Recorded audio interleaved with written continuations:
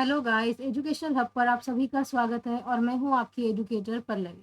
तो कल हमने कंप्लीट कर लिया था, यहाँ तक हमने बायोम्स का इंट्रोडक्शन पढ़ लिया था और हमने देखा था कि बायोम्स के जो होते हैं वो 2 टाइप्स होते हैं। आज हम वो टाइप्स कौन कौन से हैं वो पढ़ेंगे। ओके। तो हमने देखा था लैंड बायोम एंड दूसरा है एक्वाटिक बायोम। तो चलो अभी शुरू करते हैं लैंड बायोम्स के साथ। तो देखिए, लैंड बायोम्स स्पेसिफिकली क्या होते हैं। The biomes which exist only on land are called land biomes. अब ऐसे इलाके जो कि सिर्फ और सिर्फ जमीन पर पाए जाते हैं उनको हम लैंड बायोम्स बोलते हैं। लैंड यानी कि जमीन, और वो इलाके जो बहुत ज्यादा जमीन पर फैले हुए हो उसको हम बोलते हैं land biomes. Due to unequal distribution of abiotic factors different types of ecosystem exist. अब क्या होता है कि अबायोटिक फैक्टर्स हर जगह अलग अलग होते हैं, यानी कि कहीं की सॉइल अलग है, कहीं का पानी अलग है, कहीं का टेम्परेचर अलग है, कहीं पे रेन कम होती है, कहीं ज़्यादा होती है, कहीं बर्फ गिरती है। तो इस वजह से इकोसिस्टम अलग अलग हो सकते हैं। कौन कौन से हो सकते हैं देखिए।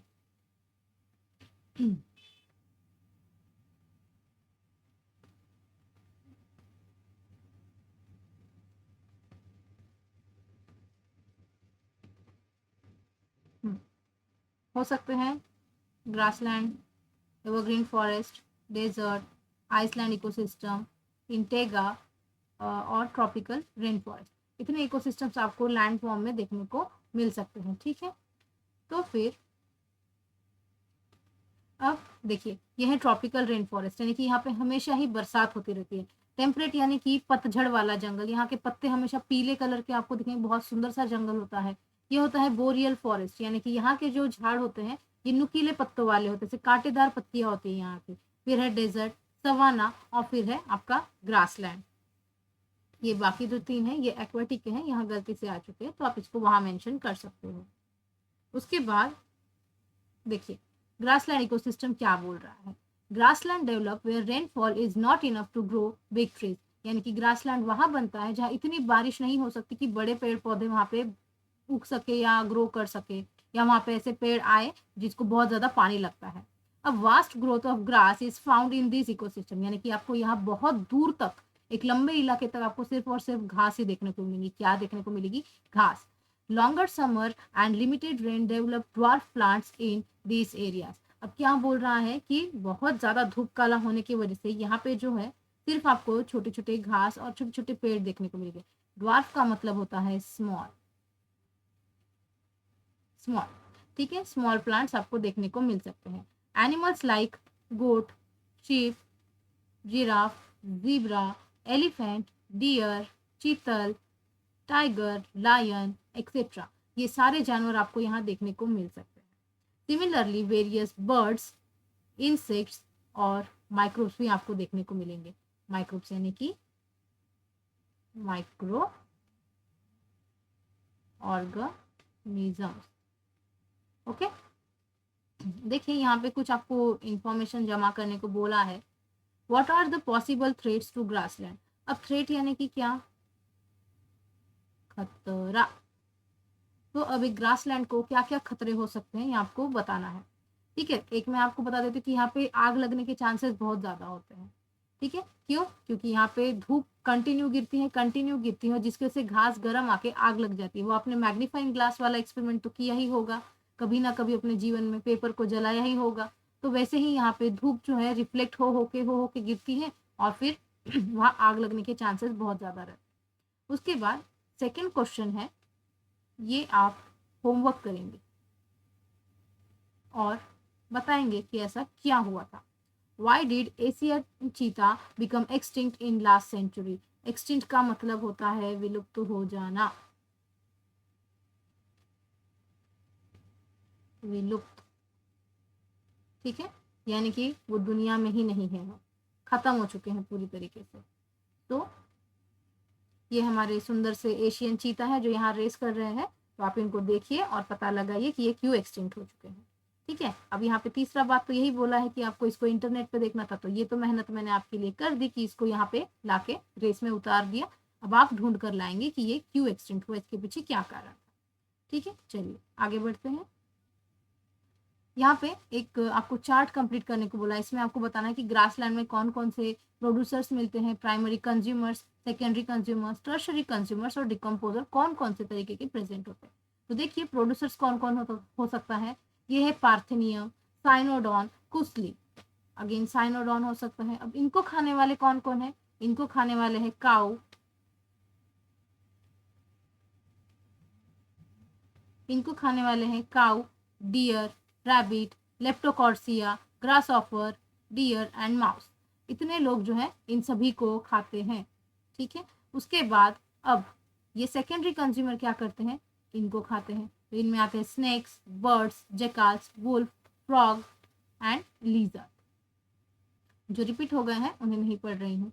फिर टर्शरी क्या करते हैं, इनको खाते हैं। तो इनमें आते हैं lion, hyena, vulture, kite, eagle, hawk and wolf. अब फिर जब प्राइमरी कंज्यूमर जब डेड हो जाएंगे, क्या हो जाएंगे, डाई, यानी मर जाएंगे, तो इनको डिकम्पोज कौन करेगा, डिकम्पोज कौन करेगा, तो उसके लिए बैठे हैं ये डिकम्पोजर्स। तो यहाँ आते हैं आपके फुजारियम, एस्पेरेजिलस, बैक्टीरिया और फंजाई। उसके बाद आपको क्या बोला है, देखो यहाँ क्यूट सी इंफॉर्मेशन दे रखी है। क्या आपको पता है ये किसके बारे में है, ये है राइनो के बारे में। ये बोल रहा है आपको, हाय मैं हूँ राइनो। ओके, तो क्या बोल रहा है, About 150 years ago, Dudhwa forest was the habitat for the single horned rhino. यानी ये जो दूधवा का जंगल है, यहाँ पे लगभग 150 साल पहले एक सिंगी गेंडा पाया जाता था, बहुत ज्यादा तादाद में। लेकिन इन 20th सेंचुरी, कब, 20वीं शताब्दी में, this animal become extinct due to unrelated hunting. ये विलुप्त हो गया क्योंकि इसको लोगों ने काफी ज्यादा मारा था, हंट किया। क्यों, अब हंटिंग करने के पीछे कारण क्या था, ये भाई साहब का एक जो सिंग है ना, ये बहुत महंगा होता है, काफी काम आता है, लोग पैसा कमाते हैं इससे, तो इसके लिए इसको मारा जाता था, तो उस वजह से ये विलुप्त हो गया। लेकिन एक मिराकल हो गया कि on 1 April 1984 this rhino was restored there. इसको फिर से 1 अप्रैल को वहां पे पाया गया। फिर उनको they were breed in captivity and then release in their habitat. उनको फिर पर्सनली लाके ब्रीडिंग करवाई गई, ब्रीडिंग यानी कि उनकी मेटिंग करवाई गई, और फिर उनके जब नंबर बढ़ने लगे तो उनको वापस से नेचुरली उनके हैबिटेट में छोड़ा गया। For this, 27 square kilometer grasslands and forests where round the year water sources were available were selected। यानी कि लगभग 27 स्क्वायर किलोमीटर का जो ग्रासलैंड है, इनके रहने के लिए उस जगह को सिलेक्ट किया गया। अब ये पॉइंट आपको पता होना चाहिए, कहीं से भी कोई भी कैसे भी पूछ सकता है आपसे। ठीक है, अब उसके बाद वहाँ पे टू ऑब्जर्वेटरीज वेयर एस्टैब्लिश। वहाँ पे देखभाल करने के लिए 2 आदमियों को रखा गया, और दीज रिपोर्ट्स आर सक्सेसफुल, और ये काफी फायदेमंद भी रहा। अब सवाल आता है कि दूधवा फॉरेस्ट कहाँ मिलता है, राइट, है ना, आपको पता है या फिर ये भी मैं ही बताऊं। ये जो है उत्तर प्रदेश में है। ठीक है, दूधवा फॉरेस्ट आपको कहाँ देखने को मिलेगा, उत्तर प्रदेश में। उत्तर प्रदेश। ओके, तो ध्यान रखिए। चलिए आगे देखते हैं क्या बोल रहा है। क्या है, थिंक करने को बोल रहा है कुछ। Can we recall a tree an independent ecosystem. क्या एक पेड़ को आप इंडिपेंडेंट इकोसिस्टम बोलते हो, अकेला, हो सकता है ऐसा, भाई सब नहीं हो सकता, क्योंकि प्लांट्स जो है, प्लांट्स क्या कर रहे हैं, O2 दे रहे हैं, पर CO2 तो ले रहे हैं ना, तो इंडिपेंडेंट कैसे होगा, राइट। ये तो बहुत ही गजब बात हो गई, तो इंडिपेंडेंट तो नहीं बोल सकते। तो फिर देखिए, एवरग्रीन फॉरेस्ट जो है दूसरा लैंड बायोम है। एवरग्रीन यानी कि हमेशा हरा भरा दिखने वाला जंगल, आपका जैसे अमेजोन का जंगल है, एनाकोंडा मूवी देखी ही होगी आपने, उसमें आपको देखने को मिलेगा। It's a natural ecosystem where variety of plants, animals, abiotic factors are found. ठीक है, क्या बोल रहा है यहाँ पे, आपको कई सारे प्रजातियों के पेड़ पौधे, जानवर और अबायोटिक फैक्टर्स आपको अलग अलग देखने को मिल सकते हैं। अब देखिए यहाँ पे ये शेरू जी है ना, प्यारे प्यारे शेरू जी, क्या बोल रहे हैं, कंप्लीट करने को बोल रहे हैं। अब करना तो पड़ेगा ही, है ना, वरना खा जाएंगे, गुस्से में दिख रहे हैं। ऐसे गुस्से में तो है नहीं, काफ़ी अच्छी क्यूट क्यूट मुस्कान है इनकी। तो इनकी मुस्कान के साथ साथ हम भी हंसते हुए चलिए इस टेबल के बारे में पढ़ लेते हैं। यहाँ पे आपको कुछ नेशनल पार्क्स के बारे में या फिर सेंचुरीज के बारे में बताया है, आपको उनके स्टेट्स बताने हैं कि वो कहाँ प्रेजेंट है। अब गिर आपका प्रेजेंट है आपके गुजरात में, गुजरात, ठीक है।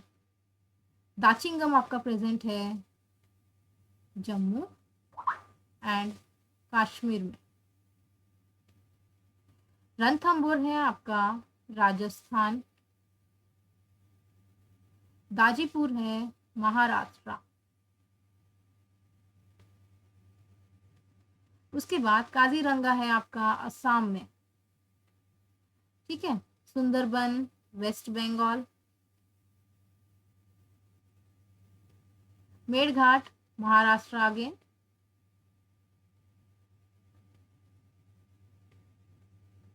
और पेरियार है आपका केरला में। ठीक है। शायद, हाँ, एक सेकेंड।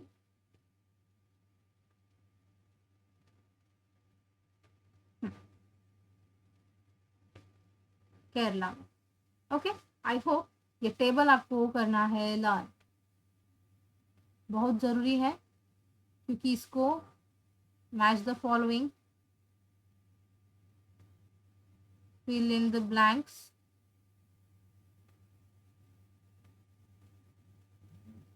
या ऑड वन आउट में पूछ सकता है, ठीक है। तो बी केयरफुल। इतना सब चीज़ें आपको बताने के बाद आपका काम है इसको लर्न करना। और जो टेलीग्राम चैनल है उस पर आपका क्विज भी होते रहेगा, तो आप ज्वाइन कर ले, जितना जल्दी हो सकता है उतना जल्दी। चलिए आगे बढ़ते हैं, इसी टेबल को कंप्लीट कर लिया। आई होप आप सभी को समझ में आ गया होगा। अब देखिए, अभी हमने जैसे ग्रासलैंड के बारे में कंप्लीट किया था, वैसे ही आपको यहाँ पे एवरग्रीन फॉरेस्ट के लिए करना है। तो यहाँ पे प्रोड्यूसर कौन है, primary, secondary and tertiary consumers कौन है, और डिकम्पोजर्स कौन है, ये बता देते हैं। यहाँ पे आपके प्रोड्यूसर्स में आते हैं डिप्टेरोकार्पस, टीक, पाइन और सैंडलवुड, ये सारे प्लांट्स हैं। उसके बाद प्राइमरी कंज्यूमर्स यानी कि इनको खाने वाले हैं एंट, ग्रास ऑफर, स्पाइडर और बटरफ्लाई। अब इनको कौन खाएगा भैया, इनको खाएंगे सांप भाई साहब, चिड़िया, छिपकली और जकार। फिर आते हैं आपके टाइगर, फैल्कॉन, चीता, और डिकम्पोजर्स में आता है एस्पेरोजिलस एंड पॉलीकार्प। आई होप मेरे प्रोनाउंसिएशन आपको समझ में आ रहे होंगे। आप भी इन शब्दों को सही से प्रोनाउंस करना सीखिए, लर्न कीजिए, रिवाइज कीजिए, रिकॉल करते रहिए। अब देखिए यहाँ पे क्या बोल रहा है, डू यू नो, क्या आप जानते हैं। आपको जानना तो पड़ेगा ही, काफ़ी अच्छी अच्छी बातें लिखी है। देखिए क्या बोल रहा है, many ecosystems are conserved in around 520 sanctuaries and national parks in India. कितनी सेंचुरीज और नेशनल पार्क है, 520 सेंचुरीज और नेशनल पार्क है हमारे भारत में। इन जगहों पर इकोसिस्टम को कंजर्व करके रखा गया है। कई सारी जो है, कुछ प्लांट्स के लिए है एंड कुछ एनिमल्स के लिए है, ठीक है, समझ गए। उसके बाद देखिए, ये वाला काफ़ी इंपॉर्टेंट पॉइंट है, मैं यहाँ स्टार कर देती हूँ, इसको आपको पढ़ना है। The great Himalayan national park is the largest sanctuary where white panther और रेयर स्पीसीज इज कंजर्व। यानी कि ग्रेट हिमालयन नेशनल पार्क जो है किसके लिए जाना जाता है, व्हाइट पैंथर के लिए। कौन मिलेगा आपको वहाँ पे, व्हाइट पैंथर देखने को मिलेगा जिसको बचा के रखा जा रहा है। उसके बाद elephants, wild bears, wild buffaloes, deers, tigers, panthers are conserved at Kaziranga in Assam. Two-thirds of the total number of single-horned rhinos in the world is found at Kaziranga. अब काजीरंगा नेशनल पार्क जो है आसाम में मौजूद है। वहाँ पे आपको हाथी, जंगली भालू, जंगली भैंसे, डियर, टाइगर, पैंथर्स, ये सारे देखने को मिलेंगे। और वहाँ का जो 2/3 हिस्सा है ना, 2/3 हिस्से में कौन प्रेजेंट है, एक सिंगी गेंडा। समझ में आई बात। उसके बाद the sanctuary at Bharatpur is famous for aquatic bird. ये भी इम्पोर्टेंट है, ये भी इम्पोर्टेंट है। जितने स्टार मार्क्स कर रही हूँ सारे इम्पोर्टेंट है। अब जो सेंचुरी भरतपुर में है, ठीक है, भरतपुर राजस्थान में है। ये एक्वाटिक बर्ड्स। एक्वाटिक बर्ड्स क्या होते हैं? ऐसे चिड़िया जो पानी में रहने वाले जीव जंतुओं को खाती है या उनका हैबिटेट पानी होता है, जैसे डक हो गया, स्वान हो गया, है ना, इनके लिए जो है ये फेमस है। उसके बाद Ranthambore sanctuary is famous for tiger. Ranthambore में आपको कौन देखने को मिलेंगे? आपके बाघ भैया देखने को मिलेंगे। And Gir forest in Gujarat is the only habitat और shelter for the spectacular Asiatic lion. और जो आपका गिर नेशनल पार्क है या फिर गिर फॉरेस्ट है जो कि गुजरात में स्थित है, वो किसका घर है? आपके एशियाटिक लायन का घर है। बिल्कुल ये बोलते हैं हम यहाँ से कहीं नहीं जाएंगे, हम यही रहेंगे। तो आपको क्या करना है, ये सारी चीजें यहाँ पे जितना कुछ लिखा हुआ है सब कुछ आपको याद करना है। इस पर होगा टेस्ट जल्दी ही, बिकॉज महाराष्ट्र बोर्ड के फाइनल एग्जाम्स जल्दी ही आने वाले हैं। अप्रोक्सीमेट 25 और 27 ऑफ मार्च से आपके एग्जाम्स हैं। तो प्लीज़ आप जल्दी जल्दी लर्न कीजिए। आपको नोट्स बनाना है, आप शॉर्ट नोट्स बना सकते हैं, अदरवाइज ये पीडीएफ आपको मिल जाएगा अगर आप चाहते हैं तो। चलो आगे पढ़ते हैं, क्या बोल रहा है। अब लैंड बायोम्स तो पढ़ लिए, अब एक्वाटिक के बारे में पढ़ते हैं। एक्वाटिक यानी कि रिलेटेड टू वाटर, से रिलेटेड टू वाटर। ओके, अब पानी का इकोसिस्टम क्या है, इसमें भी तो फर्क है ना, अलग अलग टाइप का पानी। अब तो आप बोलेंगे मैम पानी तो पीने वाला होता है। नहीं भैया, सिर्फ पीने वाला नहीं होता है, पानी तो गंदा भी होता है, अच्छा भी होता है। आप गटर वाला पानी तो पीते नहीं होंगे, सही बात है कि नहीं? हम पीते कौन सा पानी है? हमारे अर्थ पे देखो यहाँ लिखा हुआ है 71% of the earth surface is covered by water. कितना percent? 71%। And only 29% has land on it. यानी कि अगर मैं इसको ऐसे गोले में दिखाऊं, ऐसे गोले में दिखाऊं, रुकिए गड़बड़ी हो गई ना गोला।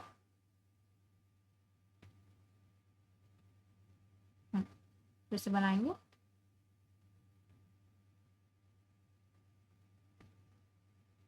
मान लीजिए ये आपका अर्थ है, तो अगर मैं इतना हिस्सा इसको 29% बोलूं, ये लैंड है, और ये जितना हिस्सा बचा है 71%, ये क्या है? वाटर है। इतना सारा पानी है, लेकिन क्या हम इतना सारा पानी पीते हैं? नहीं भैया, नहीं पी सकते। क्यों? क्योंकि इसमें समुद्र, नदियाँ, तालाब, ताल तले ये सब कुछ आता है। तो सभी का पानी तो हम नहीं पीते, हमको तो सिर्फ नदी का पानी चाहिए, वो भी अच्छा पानी होना चाहिए ना। आप कहीं का भी कोई भी माइंस वाला पानी तो उठाकर पियेंगे नहीं। आज तो मेरा मन कर रहा है भैया उस तालाब में जाकर डुबकी लगा के पानी पी के आऊंगा, नहीं, ऐसा नहीं हो सकता है। आपको पीने के लिए साफ अच्छा पानी चाहिए। ठीक है, तो देखिए आगे क्या बोल रहा है।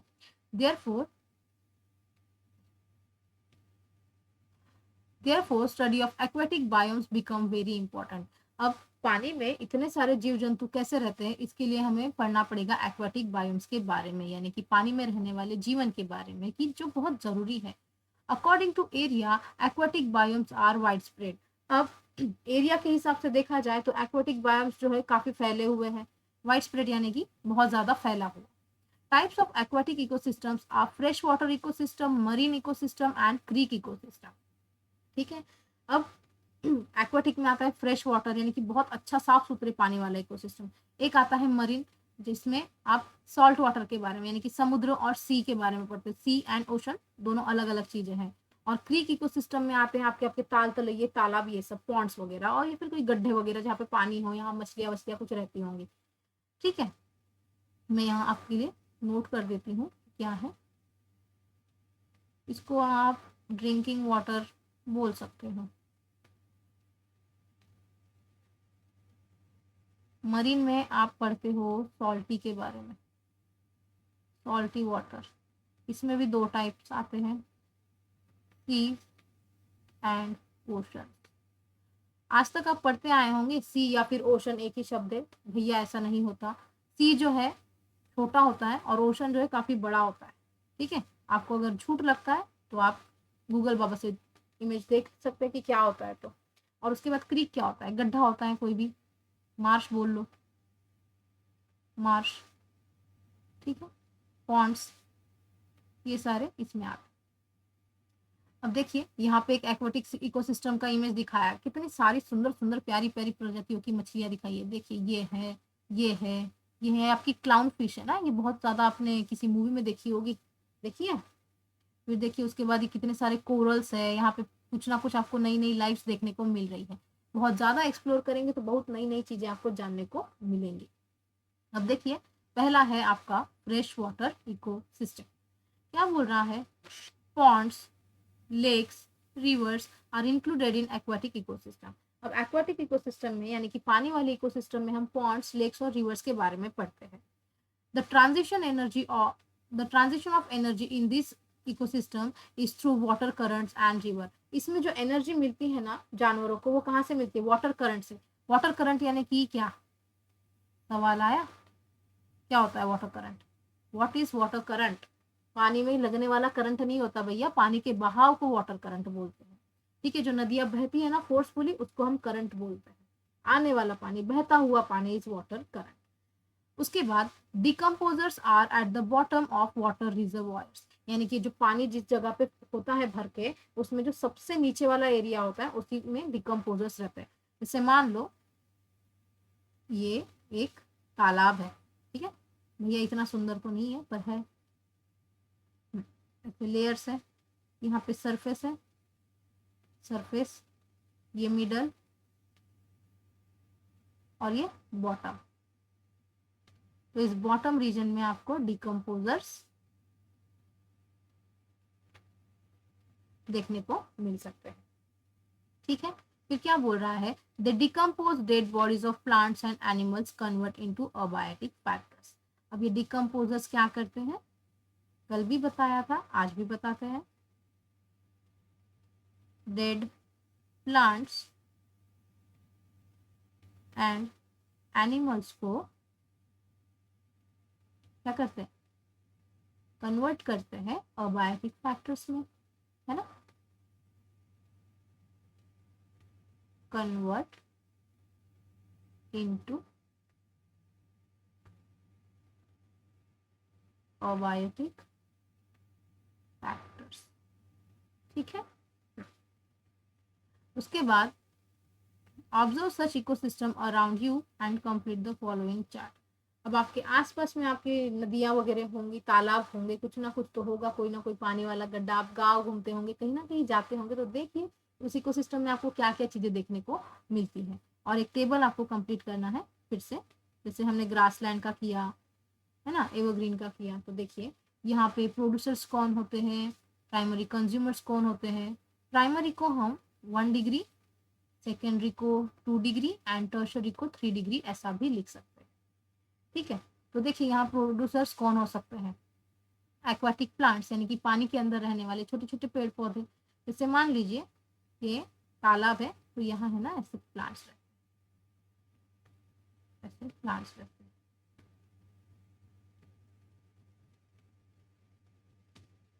इनको हम फाइटो प्लैंक्टॉन्स बोलते हैं। ठीक है, फाइटो मतलब प्लांट, प्लैंक्टॉन मतलब छोटे। उसके बाद इसमें आते हैं यूलोथ्रिक्स, हाइड्रिला, अजोला, निटेला, टाइपा, पिस्टिया और आइकोर्निया। उसके बाद इनको कंज्यूम करने वाले हैं एक्वाटिक इंसेक्ट्स, जैसे कि स्नेल्स हो गया और एनालिड्स हो गया। एनालिड्स क्या होते हैं, वर्म्स, स्पेशली आपका वो कौन, फार्मर वाला दोस्त, अर्थवर्म। ठीक है, उसके बाद इनको खाने वाली आती है छोटी छोटी मछलियाँ, स्मॉल फिशेस, क्यूट क्यूट सी, और उनको फिर मेंढक भी खा लेते हैं भैया। मेंढक तो इतना लालची है कि हर आपको इकोसिस्टम में देखने को मिल रहा है, पानी में, ग्रासलैंड में, जमीन में, हर जगह देखने को मिलेगा। इतना खद्दू है भाई साहब, इससे रहा नहीं जाता है ना, भूखा है कई सालों से। और टर्शरी में आती है large fishes, herons and crocodiles. और डिकम्पोजर्स के तौर पर यहाँ bacteria and fungi mainly working होते हैं। उसके बाद देखिए, are the local ecosystems like river, ponds, lake safe.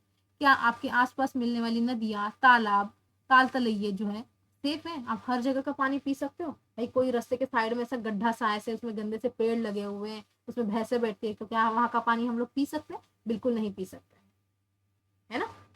जहाँ से पानी साफ होकर आता होगा, अच्छे से मिलता होगा, वही पानी आपके लिए अच्छा है। आप कहीं पे भी ग्लास लेकर घूमते नहीं है कि भैया प्यास लग गई, चलो गाड़ी रोक के आज तालाब का पानी पी लेंगे, तो बहुत टेस्ट आ रहा है अच्छा सा। नहीं, ऐसा हम नहीं करते। ठीक है, फिर देखिए क्या बोल रहा है नेक्स्ट इज मैरीन इकोसिस्टम या फिर marine ecosystem. Marine plants grow in this ecosystem. इसमें जो है सॉल्ट टॉलरेंट जो प्लांट्स होते हैं, जो एकदम खारेपन को सह सकते हैं ना, ऐसे पेड़ पौधे यहाँ पे उगते हैं। उसके बाद shallow water contain some fishes prawns feeding on algae. Shallow water यानी कि साल्टी, सॉल्टी नहीं साल्टी, ठीक है, SA लिखते हो ना तो फिर। और जो प्रॉन्स होते हैं यानी कि आपका क्या, झींगा जिसको बोलते हैं हम, वो जो है एल्गी को खाता है। एल्गी यानी आपका काई या फिर चीला जो बोलते हो, हरा हरा सा दिखता है पानी के ऊपर, उसको। उसके बाद the central part of sea has less number of aquatic living organism. जो बीच वाला हिस्सा होता है समुद्र का, वहां पे आपको बहुत कम जीव जंतु देखने को मिलते हैं, एकदम मछलियां भी नहीं देखने को मिलती। उसके बाद large fishes are secondary consumers. जो थोड़ी सी मीडियम साइज की मछलियां होती है वो सेकेंडरी कंज्यूमर्स में आती है। और ocean has a large amount of nutrients. समुद्र होता है ना, उसमें बहुत ज्यादा न्यूट्रिएंट्स आपको देखने को मिलेंगे। न्यूट्रिएंट्स यानी कि जैसे कि मैग्नीशियम, पोटेशियम, फॉस्फोरस, ये सारी चीजें जो वहाँ के जीव जंतुओं के लिए बहुत ज्यादा जरूरी होती है, वो सब कुछ आपको वहाँ देखने को मिलेगा।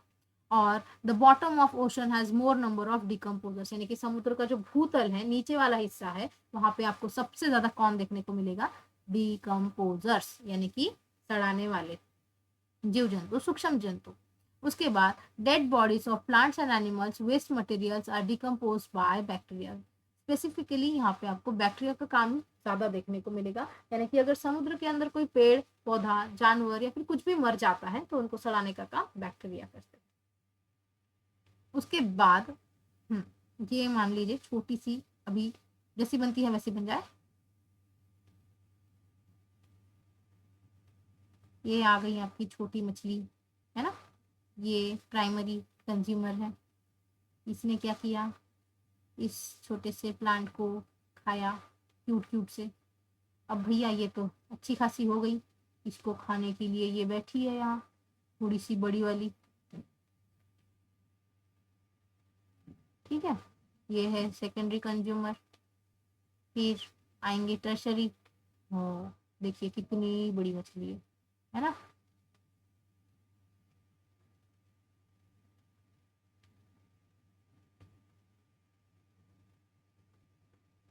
तो क्या करेंगे, ये है टर्शरी।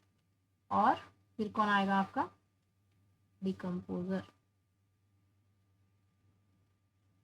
यानी कि बैक्टीरिया। समझ गए। अब मेरा एक सवाल है आप लोगों से, जो गंगा नदी है वो भी तो एक्वाटिक इकोसिस्टम का ही हिस्सा है ना।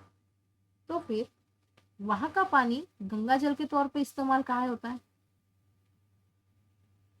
सवाल तो आना चाहिए ना। वहां का पानी कभी गंदा क्यों नहीं होता। हमेशा आप कभी भी देख लो, वो पानी सालों साल बॉटल में भर के लोग पवित्र है, ऐसा है वैसा है बोलते हैं, वहां का पानी खराब क्यों नहीं होता। इस सवाल का जवाब आप लोग मुझे कमेंट सेक्शन में जरूर दीजिए। ठीक है, चलिए आगे बढ़ते हैं। देखिए भैया, इंटरनेट आपका दोस्त है बोलते हैं, कुछ बोल रहा है। Collect the information about mishaps in aquatic ecosystems occur due to human interference. यानी कि एक्वेटिक इकोसिस्टम में, यानी कि पानी वाले इकोसिस्टम में होने वाली जो दिक्कतें हैं इंसानों की वजह से, वो क्या है उसके बारे में आपको जानकारी हासिल करनी है। एंड आपको पता करना है कि how is creek different from sea. Creek कैसे अलग है, ये आपको होमवर्क करके लाना है। देखो, यहाँ एक मधुमक्खी आपको कुछ सोचने को बोल रही है, थोड़ा सा दिमाग लड़ाइए और सोचिए। एक कहानी है, थोड़ा सा सुन लेते हैं। क्या है कहानी, देखो। टुडे दिविजा विजिटेड अ हिल। दिविजा नाम की एक प्यारी सी बच्ची थी जो पहाड़ घूमने गई थी। हनी बीज वेयर होवरिंग ऑन फ्लावर्स। वहां पे कई सारी मधुमक्खियां जो है फूलों पर मंडरा रही थी। One of them स्ट्रंग Divija hand. उनमें से एक आई और दिविजा के छोटे छोटे हाथों को काट के चली गई। Divija was hurt due to that sting and said with anger that all the honeybees from the whole world must get destroyed. अब उसको गुस्सा आया, उसने गुस्से में बोल दिया कि इस दुनिया में जितनी भी मधुमक्खियां हैं उन सभी को खत्म कर देना चाहिए। Afterwards, she thought what will happen if all honeybees are destroyed. उसके बाद उसने सोचा कि अगर सारी मधुमक्खियों को हमने दुनिया से खत्म कर दिया तो क्या हो सकता है। We won't get honey, we won't get honey, nothing more. हमें सिर्फ शहद खाने को नहीं मिलेगा, इससे ज्यादा क्या ही होगा। What would be your explanation to Divija. इसका आप क्या जवाब देना चाहोगे? क्या सिर्फ मधुमक्खी का काम आपको हनी देना होता है? क्यों जरूरी है मधुमक्खियां? इसका आंसर है नो। अब आप पूछेंगे मैडम ऐसा क्यों बोल रही है ना? इस नो बोलने के पीछे बहुत बड़ी छोटी सी एक कहानी है, सुनना चाहेंगे तो सुना देती हूँ। कहानी ऐसी है कि मधुमक्खियां जो है पॉलिनेशन करवाती है, यानी कि पेड़ों की प्रजातियों को बढ़ाने का काम। और ऐसा है कि हर एक इंसेक्ट जो है स्पेसिफिक फ्लावर्स के साथ कनेक्टेड रहता है। हर इंसेक्ट हर फ्लावर का पॉलिनेशन नहीं करवाता, इसीलिए मधुमक्खियों का होना जरूरी है। अगर मधुमक्खियां नहीं होंगी तो प्लांट्स में पॉलिनेशन नहीं होगा। अब पॉलिनेशन क्या है? पॉलिनेशन क्या है ये आप करेंगे होमवर्क और बताएंगे मुझे। अगर आप लोग चाहते हैं कि मैं लाइव क्लासेस लूँ तो आप मुझे ऐसा फीडबैक दे सकते हैं, तब हम लाइव भी जुड़ेंगे। ठीक है, देखिए आगे का क्या टॉपिक बोल रहा है। Diminishment of ecosystem due to human interference, यानी कि इंसानों की दखलंदाजी की वजह से इकोसिस्टम का क्या क्या नुकसान हो रहा है अभी हम पढ़ेंगे। Many human activities have side effects on functions of ecosystem and cause their diminishment, यानी कि इंसानों की कई सारी ऐसी हरकतें हैं जो इकोसिस्टम को खराब कर रही है, उसे बर्बाद कर रही है। जैसे कि यहाँ एक एग्जांपल दिया हुआ है, mining and excessive cutting of trees changes the use of land, यानी कि बहुत ज्यादा अमाउंट में आप खदान में खोदते जा रहे हो, खोदते जाओ, हर जगह से आप कोयला निकाल रहे हैं, लोहा निकाल रहे हैं, सारी चीजें, पेड़ों को काट रहे हैं, है ना। अच्छे अच्छे बड़े बड़े सिटीज बन रही है, उसके लिए पेड़ों को काटा जा रहा है। उसकी वजह से क्या हो रहा है, जमीन का इस्तेमाल करने का तरीका बदल रहा है, उस वजह से इकोसिस्टम डिस्टर्ब हो रहा है। अब मिट्टी में रहने वाले सारे जीव जंतु जो है बर्बाद हो गए, उनका घर तो आप लोगों ने उजाड़ दिया। अब वो कहाँ भागेंगे भैया, अपना सामान उठा के भागो भागो करके कहाँ जाएंगे, right. So interactions between biotic and abiotic factors are also affected. अब क्या होगा, इस वजह से बायोटिक और अबायोटिक के बीच में जो इंटरेक्शन है वो भी डिस्टर्ब हो जाएगा। हरकत तो आपने की, भुगतना किसी और को पड़ रहा है। तो फिर different human activities have different effects on ecosystem, यानी कि जितनी बुरी आपकी हरकत होंगी उतना ही बुरा असर तो आपको पर्यावरण में देखने को मिलेगा ही। फिर हम बोलते हैं कि भैया ऑक्सीजन काफी महंगा है, सिलेंडर तो मिला ही नहीं, हमारे रिश्तेदार तो ऑक्सीजन की कमी से टपक गए। क्यों टपक गए भैया? आप पेड़ काटते हो, पेड़ लगाएगा कौन? लगाना भी तो आपकी ड्यूटी है। अच्छे इंसान बनो, अच्छे चीजें करो। काफी चीजें हैं करने के लिए, बुरी चीजें तो हर कोई करता है, बुरी चीजें तो सारी दुनिया सिखाने को बैठी है। अच्छी चीजें करो, मजा आता है। तो देखिए, they can be transformation of an ecosystem from one two another और एक्सटिंक्शन ऑफ अ स्पीसीज। अब क्या होता है, ये लाइन बड़ी जरूरी है। क्या बोल रहा है, अगर हमने बहुत ज्यादा एक्सेस अमाउंट में किसी चीज को डिस्टर्ब किया तो उससे क्या होगा, इकोसिस्टम बदल जाएगा। जैसे मान लीजिए यहाँ इतने एरिया में प्लांट्स है, ठीक है, सारे काट दिया आपने, क्या कर दिया, डिफॉरेस्टेशन कर दिया। अब क्या हो गया, बोरल लैंड बन गई। अब बोरल बंजर, बंजर जमीन बन गई, है ना। आप जैसे बंदरों की वजह से जमीन बंजर हो गई है। अब बंजर जमीन की वजह से क्या होगा, चेंज हो गया ना। इतनी सारी चिड़िया, कीड़े, ये सब इन पेड़ों पर रहते थे, अब उनका घर आपने उजाड़ दिया। अब वो आपके घर का आकर दरवाजा खटखटाएंगे, भैया हमें अंदर ले लो, हमें रहने को जगह नहीं मिल रही है। ऐसा तो नहीं कर सकते। आप तो सारे पालोगे भी नहीं ना, इतना पालोगे तो आप कहाँ रहेंगे फिर। तो इससे क्या होगा, या तो वहाँ का इकोसिस्टम चेंज हो जाएगा, या वहाँ रहने वाली प्रजातियां जो है विलुप्त हो जाएंगी। क्या हो जाएंगी, एक्सटिंक्ट। समझ गए? देखिए next slide. Human activities responsible for diminishment of ecosystem. अब कौन कौन सी ऐसी आदतें हैं इंसानों की जिसकी वजह से इकोसिस्टम पर प्रभाव पड़ रहा है। Increasing use of resources due to increase population. अब भैया हर साल इतने बच्चे पैदा होते तो पॉपुलेशन तो बढ़ेगा ही, है ना। तो उसके लिए रिसोर्स भी ज़्यादा चाहिए, खाना, कपड़ा, लत्ता, ये वो सब कुछ एक्स्ट्रा अमाउंट में चाहिए। आजकल तो ठीक है, हमारे दो वाला सिस्टम लॉन्च कर दिया है सरकार ने, वरना पहले के जैसे 5-5 6-6 बच्चे एक ही घर में होते थे, भैया परिवार नहीं जिला बन जाएगा एक खानदान का। तो फिर देखिए, humans are the consumers in an ecosystem. हम लोग कौन सी कैटेगरी में आते हैं? कंज्यूमर में, यानी कि जो हमें बना बनाया मिले हम उसको खाने ठूसने का काम करते, इस्तेमाल करने का काम करते। Ecosystems can provide basic needs in normal conditions. अब क्या होता है, इकोसिस्टम हमारे ज़रूरत का जो बेसिक सामान है, रोटी, कपड़ा, मकान, ये सारी चीज़ें आपको नेचर से ही मिलती है। But due to increase population, यानी कि अब लोग संख्या बढ़ने की वजह से क्या हुआ है, man kept on snatching natural resources on large scale. इंसानों ने क्या शुरू कर दिया है, नेचर से चीज़ों को छीनना शुरू कर दिया है बहुत ज़्यादा amount. Changing life style demands more than necessary, यानी कि जितने आपके बड़े शौक होंगे उतना ही आप शो ऑफ भी करोगे, यानी कि ज़रूरत से ज़्यादा का इस्तेमाल।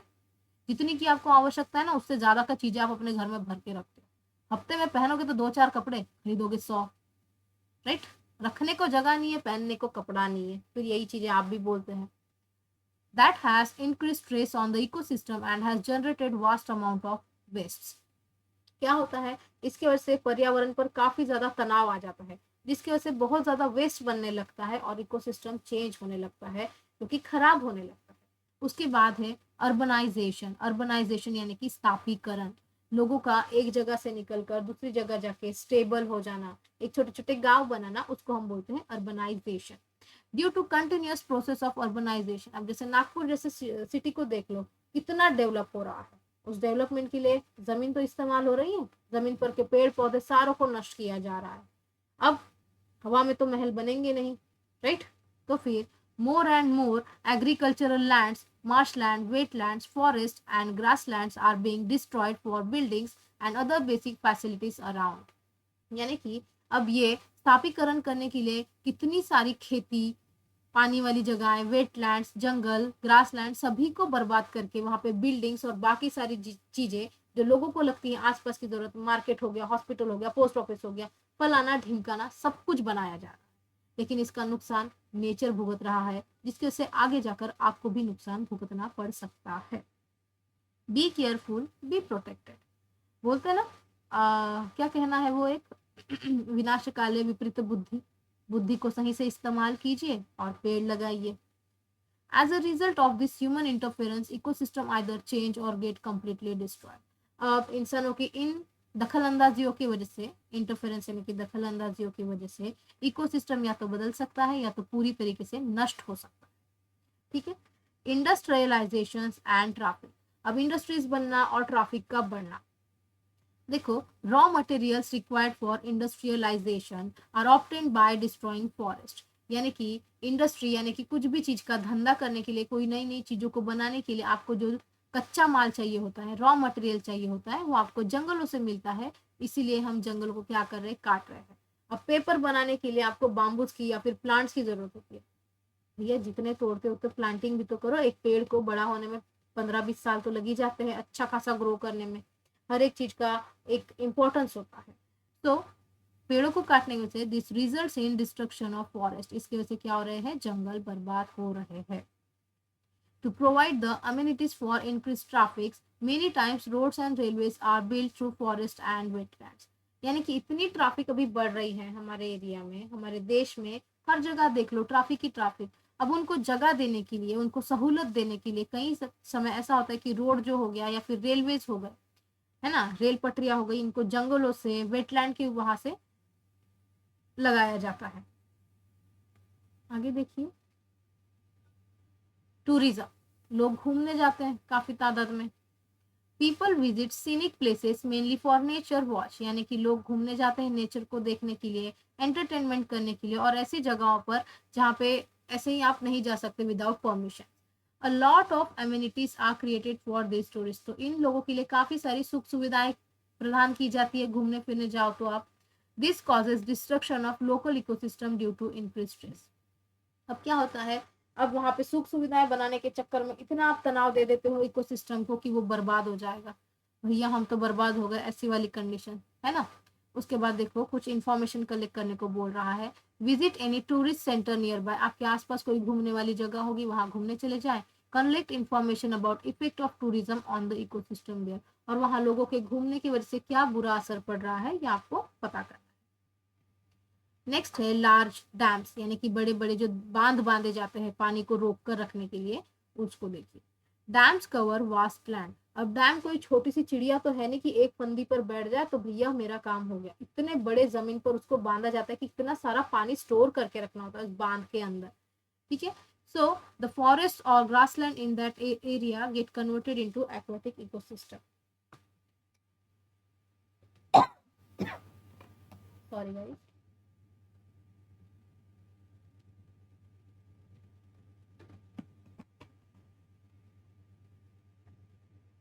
अब वहां पे बांध बनाने के बाद क्या होता है, वहां पे पानी इकट्ठा होने लगता है। पानी जमा करने के लिए तो डैम बनाए जाते हैं, तो वहां का जो जंगल है या फिर ग्रासलैंड है वो एक्वाटिक इकोसिस्टम में कन्वर्ट हो गया।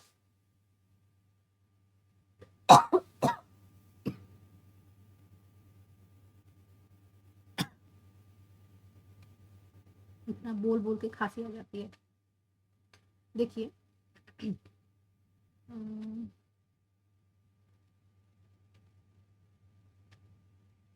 हाँ, जैसे मान लीजिए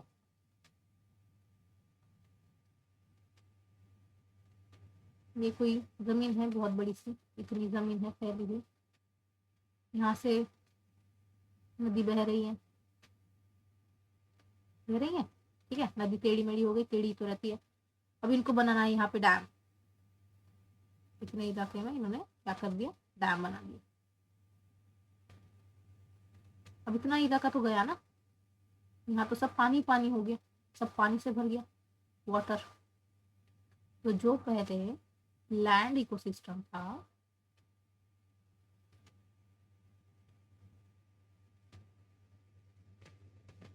बाद में क्या हो गया,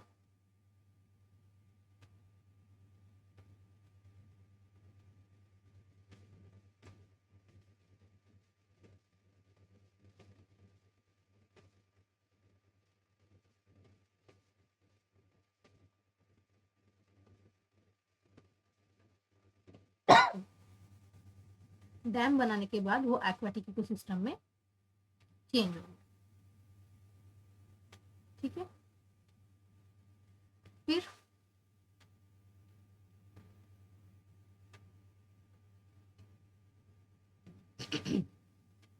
dams also lesson the water current in lower area. अब क्या होता है, डैम्स की वजह से जो वाटर करंट है यानी कि पानी का बहाव जो है निचले हिस्सों में कम हो जाता है। यानी कि जो पानी पहले इस स्पीड से आ रहा था अब वो ऐसे आएगा, ऐसे आएगा, इतना चेंज हो जाएगा। Therefore, the previous ecosystem in that running water get destroyed.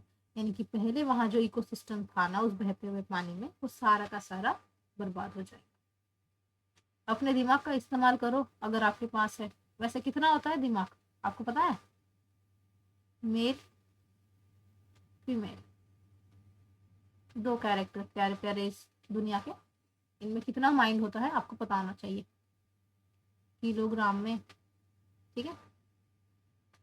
पहला देखिए, which biotic factors get affected due to a dam. अब एक डैम की वजह से कौन कौन से बायोटिक फैक्टर्स